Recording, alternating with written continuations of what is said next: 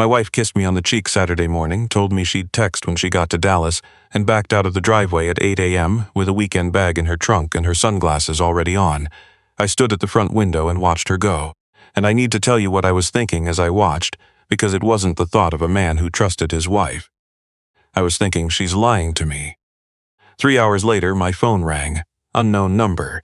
But something made me pick up, and the voice on the other end was calm and professional, the kind of calm that puts a cold hand on your chest before the bad news even arrives. He told me he was a detective with the Travis County Sheriff's Office. He told me my wife's car had been spotted at a property flagged in an active financial fraud investigation.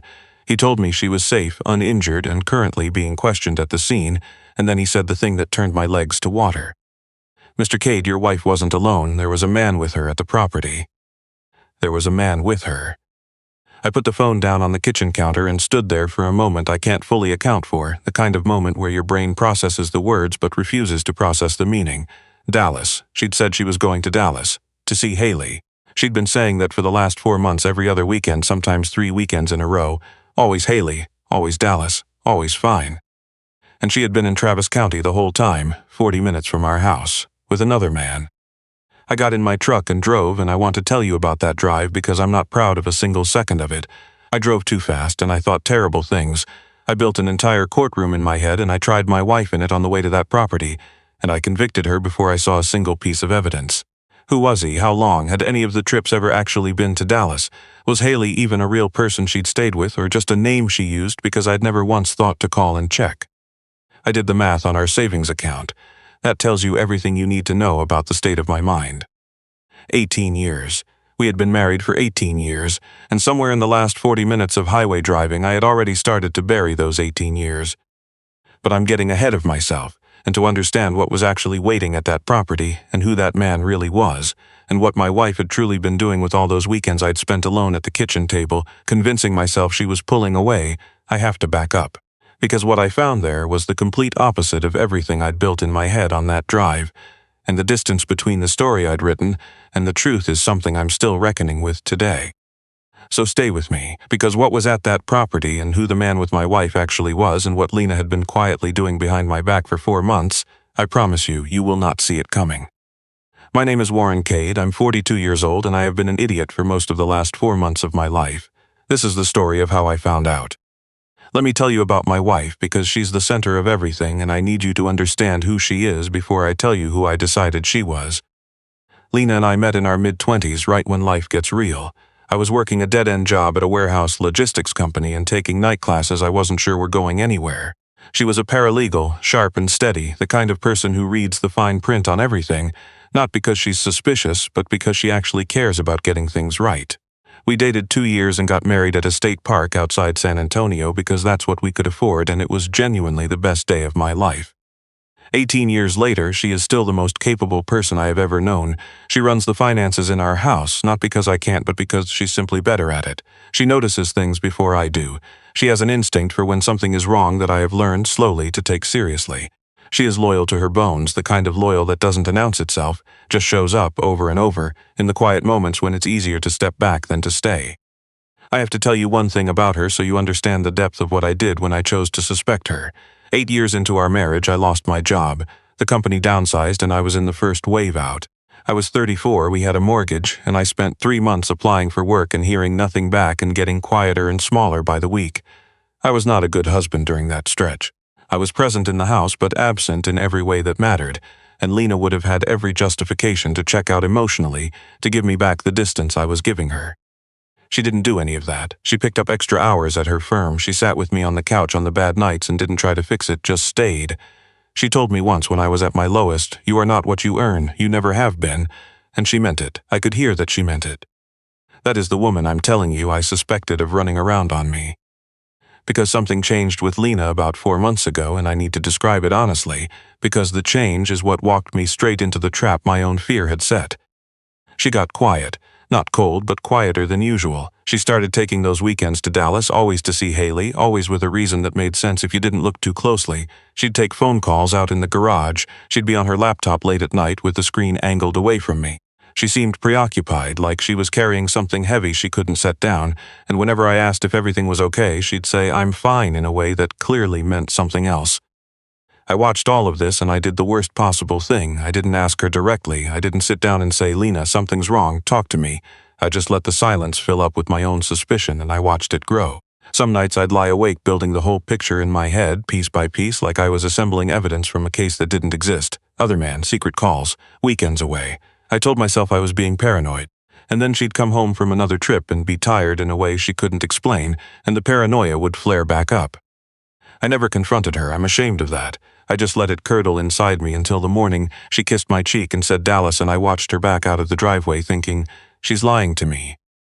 Now let me tell you about my brother Douglas, because he is the key to everything that was actually happening, and because the other man I was so convinced was destroying my marriage was not, in any way, who I imagined. My brother is 3 years older than me. Growing up, Douglas was the dependable one, the son who called home every Sunday without being reminded, who showed up to every family thing without being asked, who sat with our parents through every doctor's appointment and every home repair and every tax season headache. He's a commercial real estate broker, good at his job, the kind of man who always seems to have things under control. Our parents, my father Gordon, my mother, trusted him completely. When they started needing help managing their finances a few years ago, they handed the responsibility to Douglas without a second thought. He had power of attorney over their accounts. He paid their bills. He was the son who handled things. He was also robbing them blind. I didn't know that. I had no idea. I thought Douglas was the solid one, the responsible son, and I thought my wife was having an affair. I had it exactly, perfectly backwards, and the cost of having it backwards is something I'll carry for the rest of my life. Here is what was actually happening, the thing I had no knowledge of, the thing Lena had been working to stop for 4 months while I sat 20 feet away from her in our own house and doubted her. Lena had noticed something in the spring. She'd been helping my mother update some paperwork, a Medicare supplemental form, nothing dramatic, and she spotted an inconsistency. A retirement account that should have had a certain balance didn't. A piece of property my parents had owned for 30 years, a small lot in Bastrop they'd always talked about building on someday, no longer appeared in any record she could find. Lena didn't say anything to me. She didn't say anything to anyone. She didn't want to point a finger at my brother without being certain, and she wasn't certain yet. She was just uneasy in that way she gets when the numbers don't add up.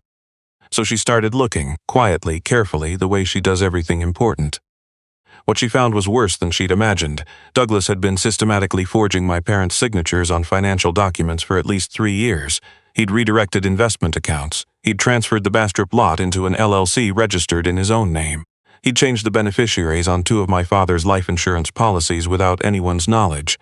The money he'd taken or repositioned amounted to somewhere between $200,000 and $300,000 of my parents' retirement savings. They had no idea. They trusted him with everything. Lena contacted a forensic accountant named Tomas Ray, a referral from someone at her firm, and together over those 4 months they built a case. They documented every fraudulent transaction. They traced every transfer. They gathered the evidence that would be needed for prosecution and worked with an attorney on recovering my parents' assets before Douglas could move them any further out of reach. The trips to Dallas, meetings with Tomas, meetings with the attorney, the quiet phone calls in the garage, all of it was my wife fighting for my parents alone without telling me. And she didn't tell me for the same reason that made me love her and break my heart simultaneously when I finally understood it. She didn't tell me because Douglas was my brother. She knew how much of my life he'd been woven into, how much I'd looked up to him. She didn't want to destroy that with a suspicion that turned out to be wrong. She wanted the evidence to be airtight, the plan to protect my parents already in motion before she shattered my understanding of my own family. She wanted to carry the weight of knowing alone for as long as she had to. She was carrying all of that for 4 months while I sat across from her at dinner, suspecting she didn't love me anymore. Now, back to the property. The address the detective gave me was outside the city limits, past a stretch of cedar and limestone, a gravel road that didn't show up well on my GPS. When I pulled in, it wasn't what I'd been picturing on the drive over. No yellow tape, no crowd. Just 2 sheriff's vehicles and a white sedan parked in front of a modest house with the blinds drawn, empty looking, like no one had lived there in a while. I got out of my truck and a detective named Arroyo met me at the gate. He shook my hand and told me in the calm way he had that my wife had contacted their office 2 days earlier to report evidence of financial elder fraud and that today's visit was the culmination of that report. He told me Lena was being questioned as a cooperating witness, not a suspect. Cooperating witness. I held those 2 words in my mind and tried to make them fit the story I'd been telling myself on the drive over. They didn't fit at all. And then I saw my brother. Douglas was standing near one of the sheriff's vehicles on the other side of the property. There was a deputy with him. Douglas's hands were behind his back. He looked across the yard and saw me, and something in his face just collapsed, and then he looked away. He couldn't hold my gaze. He couldn't hold it for even a second. I stood in that gravel lot and felt the entire structure of the last 4 months rearrange around me.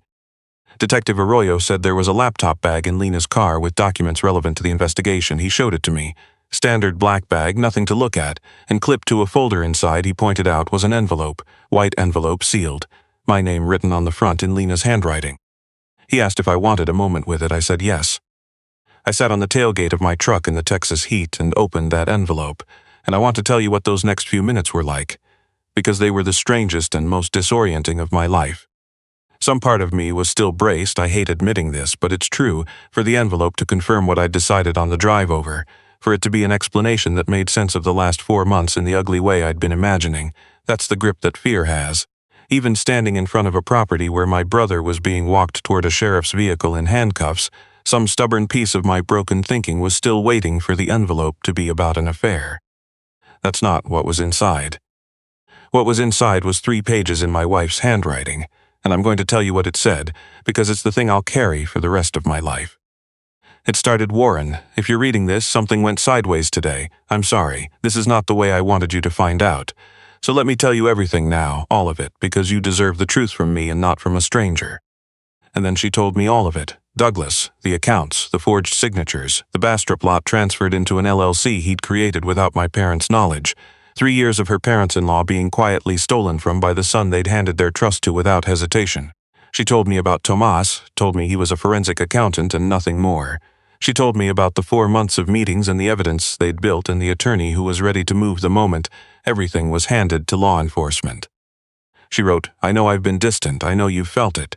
The walls I've been putting up weren't walls between us, they were me trying to stand between you and something terrible until I had a way to stop it. I couldn't tell you about Douglas until I was certain, completely certain, because I knew what a suspicion like that would do to you, and I couldn't risk you confronting him before the evidence was solid. He would have moved everything, and your parents would have lost it all." And then she wrote something I keep coming back to even now. "I also want to say this clearly, because I think I know what the distance might have looked like from where you were standing. There is no one else. There has never been anyone else. There will never be anyone else. Every strange thing about these past 4 months has only ever been this, me trying to protect the people I love. You are not losing me. You have never been losing me. All my love, Lena." I sat on that tailgate and I felt the shape of the last 4 months change completely. Every weekend I'd tracked with a clenched jaw. Every late-night laptop session I'd read as evidence of something shameful. Every "I'm fine" that had felt like a closed door. All of it reframed, not a betrayal, a rescue.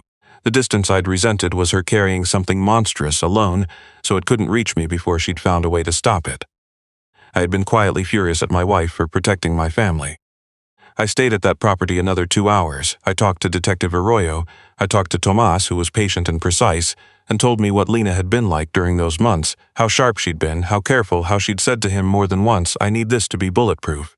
His parents are in their 70s. When this comes out, there can't be a shadow of doubt." He told me she'd been frightened at points, that some of what they'd found had kept her up at night, and that she'd done it anyway without telling me, because she wasn't willing to let Douglas finish what he'd started. He told me one other thing. He said, "The thing your wife brought up most, across all our meetings, wasn't the money or your brother or even your parents. It was you. She kept saying she hated the distance it was creating between you two.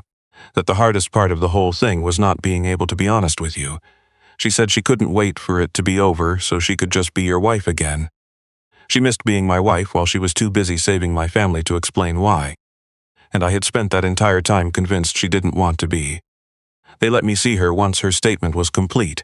She came out of the building looking exhausted, a little banged up from the fender scrape that had first drawn attention to her location, nothing serious but enough to make my chest tighten when I saw it. When she spotted me across the lot, she stopped walking. And the first thing she said, standing in a parking lot outside a sheriff's substation, after 4 months of carrying something that would have broken most people, was, "I'm sorry, Warren. I'm so sorry I didn't find a way to tell you." She was apologizing to me. I walked over and put my arms around my wife and held on, and I said against her hair, "Lena, I have to tell you something. I doubted you. These last few months I built a whole story in my head about what you were doing and who you were with, and I need you to know I know the truth now. I know everything you did. and I am so sorry." She pulled back and looked at me. "How long?" she asked. "Too long," I said, "almost from the beginning." She was quiet for a moment, then she said, "I made it look like exactly the thing you would have been afraid of. The trips, the closed-door calls, the distance. Of course you wondered. I can't be angry at you for being human." Then she hugged me again, and something that had been knotted in my chest for 4 months finally came loose. She forgave me in a parking lot with dried coffee on her sleeve and her ponytail coming apart, before I'd even fully put words to what I was asking to be forgiven for, because that's who she is. Now let me tell you what happened after, because I know you want to know, and you should. My brother Douglas was formally charged. The case Lena and Tomas had assembled was, as she'd promised herself, airtight. Forged signatures, fraudulent transfers, wire fraud, the charges came in layers. Because 2 of the insurance policy changes had crossed state lines, there were federal charges involved as well. The reliable son, the Sunday phone calls, 30 years of family dinners, Douglas faced all of it. The attorneys were able to begin recovering my parents' assets. The Bastrop lot, still held in Douglas's LLC, was recoverable through court order. Most of the redirected retirement funds were traceable and could be clawed back through civil action running parallel to the criminal case. It took months and it wasn't complete, but the majority of what my brother had taken was accounted for. My parents didn't lose everything, because of Lena, because she'd moved carefully and quickly enough to catch it before it could be dissolved into nothing. Telling my parents was the hardest conversation of my life. My father, Gordon, sat at his kitchen table for a long time without saying a word. My mother wept in a way I hadn't heard from her since her sister passed years ago. What Douglas had done to the money was damaging. What he'd done to their sense of safety in the world, to their ability to trust their own judgment, their own son, that damage runs deeper and doesn't fully repair. You can only stay close and keep showing up and try. I saw Douglas once after his arrest. At a distance, outside a courthouse, I'd expected to feel rage, the kind that demands to be answered. 20 years of family, Douglas. How could you do this to them? But standing there, what I actually felt was a quieter thing. A grief for the brother I thought I had. Because what I was understanding slowly was that the version of Douglas I'd known, the dependable one, the Sunday calls, the man I'd held up as the responsible one while I fumbled through my 20s, had been, in significant part, a performance. The real man underneath had been doing something unconscionable to the 2 people who loved him most without reservation. You can't hate someone like that the way you hate a friend who fails you. Because the friend you thought you had didn't fully exist, you just grieve the version of them you believed in. That's its own kind of loss, separate from the anger, and it sits differently in the chest. Lena and I are closer now than we've been in years, not because of what happened, but because of what we said to each other afterward and the promise we made. No more silence is big enough for fear to fill with the wrong story. If something is wrong, we say it. If one of us is carrying something, we find a way to carry it together. We've kept that promise, and it's changed something in the way we live in the same house, something I didn't know was broken until it got fixed. Lena's friend Haley, by the way, had genuinely no idea her name had been used as cover all those months. When Lena finally called to explain, Haley said, "I thought it was strange you never actually wanted to make plans to meet up. I never once thought to call. That part still stings a little, and I'll let it. Here's what I keep coming back to, and then I'll let you go.